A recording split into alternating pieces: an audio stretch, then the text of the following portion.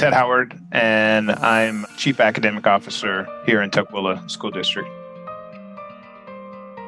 I think we ask the theory of it, but we don't ever get to the practice of what innovation looks like. How does it feel? What is it? That's never taught to teachers. It's taught in a sense of asking the question, but we never go beyond that.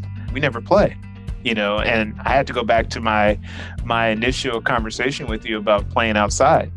I had all this ideas, but we had an hour to squeeze it in, kickball, all this sort of stuff. But you need more time to play and get exposed and try stuff and fail at it. When you're trying to do muscle memory and a teacher's schedule is not conducive to playing and having those emotions and trying stuff out. And if we are talking about innovating, the same thing of building relationship, you got to feel safe to be able to do that. You got to have time to explore and do those types of things if you want people to innovate.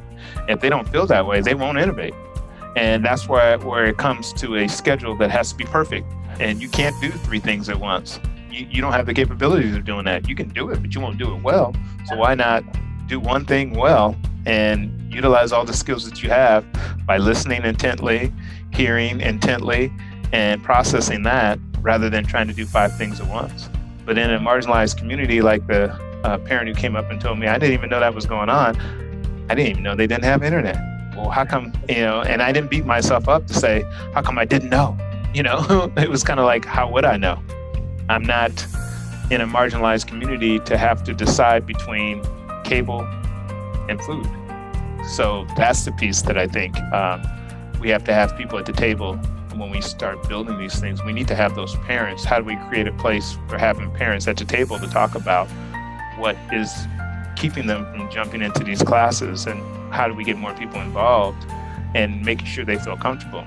I can tell a good story, but I constantly have to have a feedback loop to be able to say, this is an issue that's going on, and they have to feel comfortable to know that if they're giving me that feedback loop, that you're hearing it and you do something about it. And I need to build that responsiveness immediately so they will continue to trust, and then they will bring other people to me and we'll have that conversation. But if it's not building credit immediately with it, they're not going to come back to me.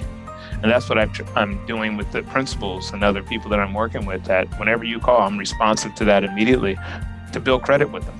So that's the other piece that I think if we're talking about Amazon having an impact, then we need to go back to that very beginning conversation of innovation and how do we get to innovation, and then get our teachers to have that time to dream, to be innovative. But then we also have to have parents and teachers at the table